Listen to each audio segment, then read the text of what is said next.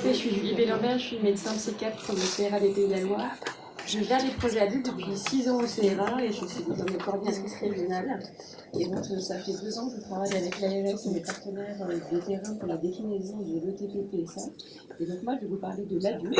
Je tiens à remercier très fort mes collègues qui sont à l'ASSO Nantes, de Sésame sur Angers et l'ARS qui est très partie prenante dans notre territoire pour cette déclinaison. Il faut savoir que le TP-TSA, c'est une des mesures qu'on retrouve dans le plan autisme de TND de la stratégie 2018-2022 avec la mesure 56, qui nous a permis d'avoir des fonds pour la décliner. Et c'était des toutes petites enveloppes. Donc on a aussi beaucoup réfléchi à comment utiliser ces toutes petites enveloppes pour diffuser au maximum les possibilités de TP. Et on est parti avec l'ARS de l'idée que le CRA, on est déjà à la formation des proches aidants, à la formation des fratries, mais que dans le champ d'adultes, notamment les adultes qui n'ont pas de troubles de développement intellectuel, on a beaucoup à faire dans le champ de la santé mentale et de la psychiatrie, et que plutôt que ce soit le CRA qui soit porteur de l'ETP, on allait voir comment inclure les acteurs de santé mentale et de psychiatrie dans la réalisation de cet ETP. J'avais la chance d'avoir préécrit un projet avec les 2 principaux centres de réhabilitation psychosociale de notre région, bien avant la circulaire de 2021. Et donc on avait déjà des acteurs qui avaient pu nous pointer qu'en psychiatrie on suivait beaucoup de personnes avec TSA et qu'ils ne savaient pas faire. Clairement, c'était leur constat. Mais qui voulaient apprendre à se former sur l'autisme et essayer de commencer des accompagnements pour aussi faciliter l'accès au diagnostic par d'autres secteurs de psychiatrie, parce que quand on a des offres de soins et d'accompagnement, on a plus tendance aussi à penser à un diagnostic associé à ces offres-là quand ils sont proposés en proximité. Donc on a élaboré avec l'ARS et les 2 centres de réhabilitation psychosociale de Nantes et d'Angers l'idée qu'on allait partir tous ensemble vers la création d'un programme ETP-TSA, avec le CRA qui allait être collaborateur et soutien à la réflexion, mais que ce soit vraiment les acteurs de réhabilitation psychosociale qui portent l'ETP, puisqu'ils le faisaient déjà dans le champ de la santé mentale.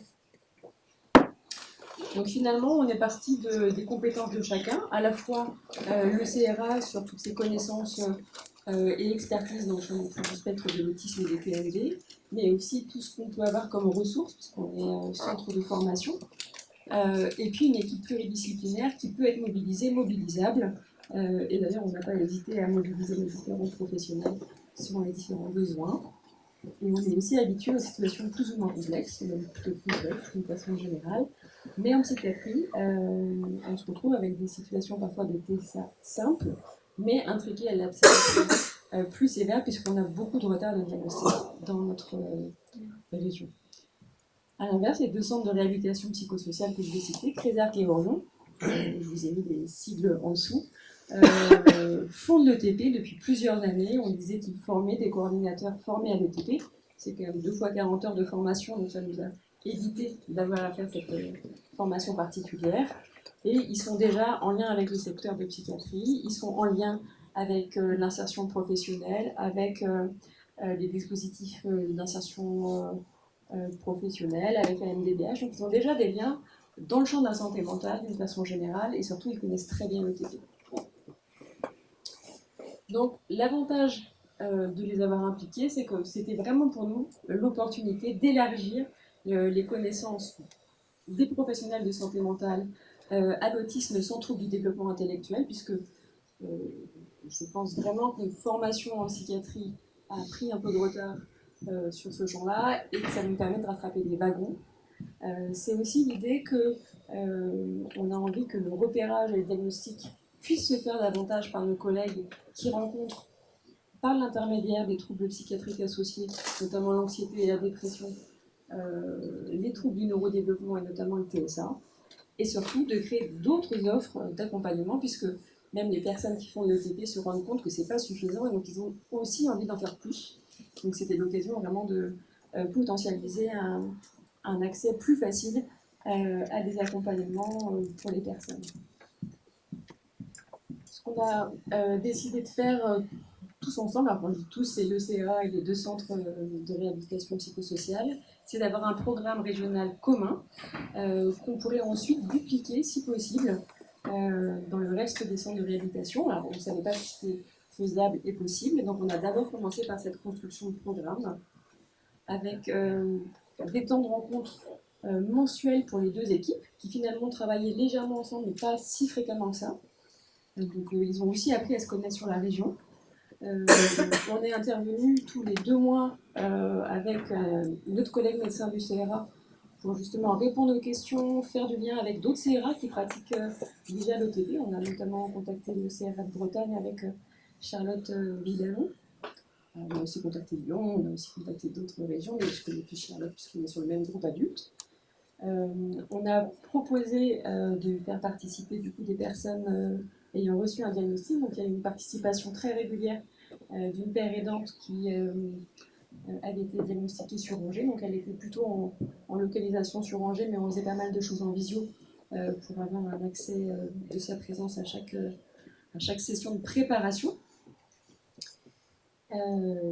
Et on a ensuite du coup finalisé avec du coup des constructions communes le programme de 10 séances avec une séance supplémentaire au choix sur différentes thématiques qui sont à la fois le fonctionnement TSA mais aussi des retentissements plus dans la population adulte avec la fatigabilité, le sommeil, la sensorialité, les émotions, la gestion de l'anxiété, mais aussi comment on peut parler de son diagnostic à qui, quand, comment, pourquoi et pourquoi des fois on peut ne pas le faire. Et une dernière session droit et démarche où nos assistants sociaux ont été sollicités. Il y avait également une séance supplémentaire au choix et Nantes et Angers ont choisi 2 thématiques différentes puisque les besoins avaient été ciblés comme différents pour les 2 groupes. Je vous ai mis là les 2 plaquettes qui ont été réalisées par les 2 centres qui sont accessibles sur leur site. Donc comme pour tout programme ETP, les personnes ont bénéficié d'une évaluation médicale et d'une évaluation fonctionnelle, ce qui a été assez différent pour les équipes d'ETP dans le champ de la psychiatrie, qui d'habitude font les troubles bipolaires, les entrées dans la psychose et les troubles de la personnalité. C'est que ça leur a demandé de faire différemment de ce qu'ils faisaient. Donc ils ont dû se former, ils ont fait des évaluations fonctionnelles supplémentaires, avec une évaluation de la commission sociale, avec des autoquestionnaires à la fois habituels dans le champ de l'ETP en psychiatrie, mais aussi des autoquestionnaires plus spécifiques pour la sévérité des symptômes autistiques, et des profils sensoriels qui ont été réalisés par la psychologue du service, qui avait été formée au préalable à la passation de ce type d'évaluation. L'idée ensuite a été d'objectiver les évaluations et d'en faire un retour à la personne, comme on en a parlé dans l'ETP, pour faire à la fois un programme qui soit commun à plusieurs personnes, mais également qui prenne en compte les besoins spécifiques de la personne en tant que telle. Si je vous fais un petit retour d'expérience, c'est que du coup le programme il a commencé fin 2022 pour Nantes et tout début 2023 pour Angers. Donc Nantes c'était son 2e programme, mais la première fois comme le programme n'avait pas été déposé, c'était de la psychoéducation qui avait été appelée, maintenant c'est l'ETP. Donc on a un premier retour, il y a 3 groupes qui ont repris à la rentrée, 2 sur Angers et 1 sur Nantes.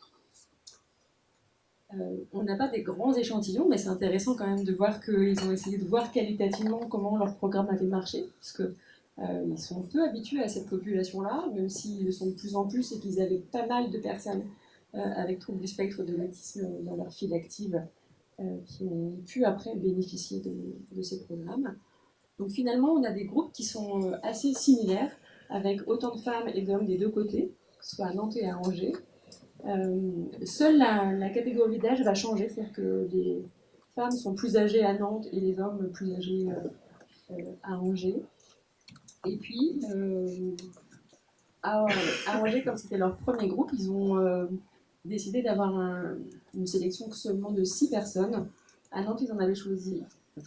Ils avaient pris les critères pour prendre 8 personnes.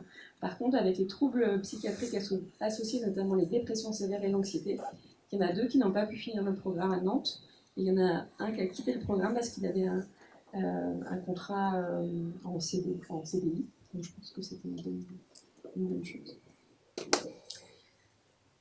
C'est intéressant de voir les chiffres en termes de pourcentage et d'âge diagnostic on se rend compte que, alors que c'est une population très adulte, on en a quand même 84% qui ont un diagnostic dans les 4 dernières années. C'est-à-dire que la majeure partie des personnes ont eu un diagnostic assez tardif, même si la moyenne d'âge du diagnostic est de 28 ans. Il faut imaginer qu'il y a quand même plus de personnes qui avaient plus de 35 ans, notamment dans certains groupes, qui étaient passés vraiment à travers les mailles de diagnostic. Donc c'est intéressant de se dire que ça a quand même été rattrapé et qu'on a pu proposer un accompagnement pour mieux comprendre leur fonctionnement. Donc, dans cette population-là, on retrouve à la fois des TLD associés, notamment au TDAH et les troubles du développement des coordinations. Et je pense que les troubles, notamment du sommeil, les troubles anxieux et les troubles dépressifs, n'ont pas forcément été aussi bien recherchés ou aussi bien mesurés que dans la population psychiatrique habituelle, puisque les signes cliniques pouvaient être justement différents du fait du TSA. Moi, je trouve ça étonnant qu'il n'y ait deux personnes qui présentent des troubles de sommeil.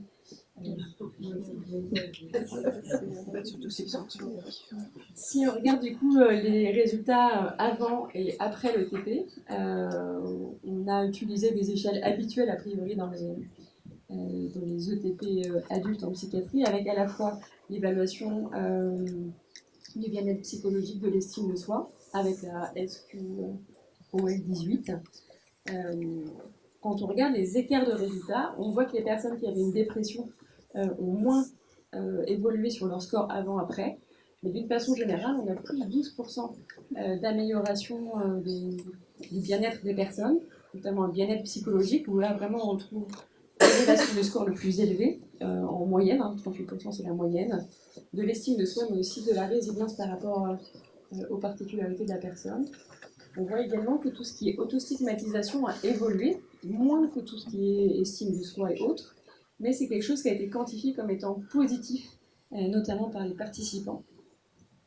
Il y a également un questionnaire qui a été élaboré par l'équipe nantaise, basé sur le contenu des séances du programme, pour voir si il y avait une amélioration et une montée en compétences des personnes sur les thématiques qui avaient été choisies par la méthodologie qui avait été utilisée. Et c'est vrai que, alors, c'est encore une moyenne, mais globalement, on a quand même une amélioration des compétences souhaitées par les personnes, puisque le programme avait été aussi construit avec les souhaits des personnes. Pareil, on a pu évaluer la satisfaction des personnes ayant participé sur la méthodologie du programme, mais aussi sur les locaux, sur la façon de faire. Et globalement, l'ensemble des participants étaient très satisfaits, plutôt satisfaits dans un tiers des cas. Et la pertinence semblait également de bonne qualité. Du coup, le constat de mes collègues de psychiatrie, c'est qu'ils avaient très envie de diffuser l'information pour faire des petits dans d'autres centres de réhabilitation psychosociale, mais ils se sont confrontés à des réalités qu'ils n'avaient pas forcément mesurées. À savoir que le fait de faire de l'ETP-TSA quand on est formé à l'ETP, mais qu'on n'a pas toujours la pratique du TSA, et ben ça demande beaucoup d'énergie, beaucoup de temps, ça demande de changer sa façon de faire, de se repositionner, d'adapter sa communication, et que c'est extrêmement coûteux, puisque la marge d'adaptation que mes collègues ont dû faire avec une personne TSA, c'est la même marge qui doit être faite dans l'autre sens d'une façon générale. Ils n'avaient pas mesuré à quel point ça pouvait être à la fois plus chronophage, mais aussi plus physiquement fatigant à la fin des journées. Donc je trouve que c'est intéressant aussi de pouvoir expérimenter ça dans le champ de la psychiatrie en disant nous on veut bien faire, mais on voit bien qu'on n'est pas habitué, c'est un changement de paradigme. Ce qu'on a pu aussi voir, c'est que finalement, ce programme qui a été co-construit sur la région a fait déjà des envies sur d'autres centres qui avaient déjà sollicité Éorion et Crédal pour pouvoir avancer. Et on a pu constater que finalement, même si c'est chronophage, même s'il y a des prérequis indispensables, ce sera possible de dupliquer le programme. Là encore, le fait qu'on puisse continuer à avoir les équipes tous les 2 mois en intervention, ça a aussi permis la réalisation de ce programme. Et c'est vraiment un prérequis. C'est pas un prérequis, mais c'est vraiment quelque chose à consolider. Parce qu'entre la formation qu'on a chez l'adulte avec un trouble du spectre de l'autisme et faire le lien avec la pratique et comment s'ajuster, ça nécessite vraiment de pouvoir se remettre en question assez régulièrement. En tout cas, malgré l'énergie dépensée par mes collègues et leur motivation, ils se sont dit on ne peut pas s'arrêter à l'ETP-TSA. Et donc, ils ont fait des demandes auprès de notre ARS pour aller plus loin dans les offres d'accompagnement. à la fois pour travailler la remédiation cognitive, que ce soit en individuel ou en groupe, pour pouvoir coupler aussi des groupes de psychoéducation, notamment quand il y a un TDAH associé, puisqu'on a quand même un certain nombre qui ont un TDAH associé, même si ça ne se reflète pas forcément dans les chiffres-là. Pour les personnes en attente, on avait beaucoup de comorbidités. Et puis, même s'il y a des choses qui sont possibles en collectif, les spécificités du TSA font qu'on a besoin d'avoir des séances individuelles supplémentaires que ce qu'on attend d'habitude dans la population avec un trouble psychiatrique. Et il y a des spécificités, notamment sensorielles. On a la chance d'avoir des hôpitaux avec des salles Snooze-Hélène. Donc il y a aussi des choses qui peuvent être travaillées en parallèle de l'ETP. Donc finalement, on est intervenu en intervision, nous, CRA, tous les 2 mois. On a aussi proposé d'envoyer nos assistantes sociales pour les droits et démarches. On a aussi eu des temps sur, attention, les soins somatiques, parce que ça n'avait pas été pensé par mes collègues de psychiatrie. Et j'ai dit, ben, en fait, faire venir l'infirmière, c'est quand même important, parce que les soins somatiques, c'est quand même la base. Donc voilà, on a vraiment remodifié le programme pour incorporer la vigilance au niveau des soins somatiques. Et puis, on a une collègue qui est intervenue pour former les professionnels à la vie affective et sexuelle, puisque ça ne fait pas forcément partie des habitudes au niveau de l'ETP.